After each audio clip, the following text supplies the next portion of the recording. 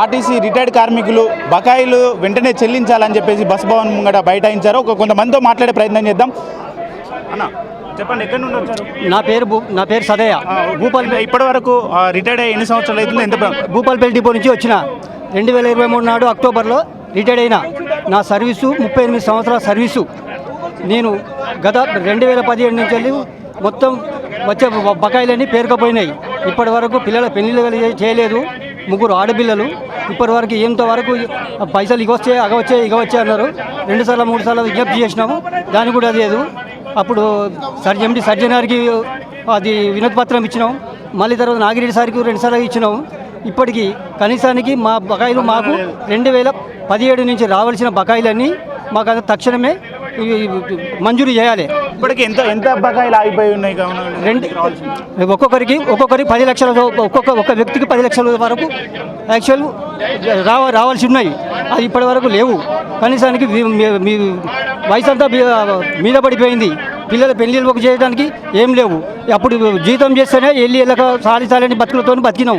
ఇప్పుడు ఏం లేదు, ఇంటికాడ కూర్చుండి తినుకుంటూ వచ్చి కూర్చున్నాము. కాలయాపన చేస్తూ ఉన్నారు మేనేజ్మెంటు.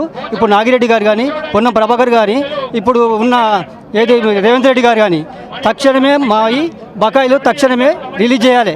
లేని పక్షంలో సమ్మెను ఉద్రికం చేస్తాము. కాబట్టి ఇవాళ ఏదో ఒకటి పరిష్కారం కావాలి. అది మేము రాత్రి టీవీలో చూడాలి. పెన్షన్స్ ఏమైనా చెల్లిస్తున్నారా? పెన్షన్ ఏం లేదు. అదే మాకు పెన్షన్ అంటే అయ్యర్ పెన్షన్ గురించి చాలా వరకు ఇంకా రాలేదు. అయ్యర్ పెన్షన్ గురించి వాళ్ళకు అప్లై చేసుకున్నా కూడా ఎక్కడెక్కడ పేరుకపోయినాయి. వాళ్ళ డిమాండ్ నోటీస్ ఇంకా రాలేదు. ఇంకా చాలా 1000 మందిల మీద అక్కడ పేరుకపోయి ఉన్నాయి. 1000 మంది కూడా ఇప్పటి వరకు కూడా వాళ్ళు మంజూరు కాలే. అన్న మీరు ఎక్కడ నుండి వచ్చారు? అన్న ఏం చేశారు? వారి నుంచి వచ్చాను. ఆర్వి రెడ్డి నా పేరు. ఆర్టీసీలో ఏం చేశారు? ఏపీసీగా రిటైర్ అయినాను. 22లో రిటైర్ అయినా. ఇంతవరకు అవి గ్రాట్యుటీ డిఫరెన్స్ ఏరియాస్ రావాలి. 2017 పిఆర్సీ బకాయిలు రావాలి. 10 లక్షల చిల్లర రావాల్సి ఉన్నది. ఇంతవరకు ఇవ్వట్లేదు. 4వ సంవత్సరం రిటైర్ అయ్యి వాటి కోసమే ఎదురు చూస్తున్నాం. చూసి మా కళ్ళు కాయలు కాస్తున్నాం. ఉంటామో పోతామో, మా పైసలన్నా మేము కళ్ళ చూసుకుంటామో లేదో. ఉన్నతాధికారులు ఏమంటున్నారు దీనిపై?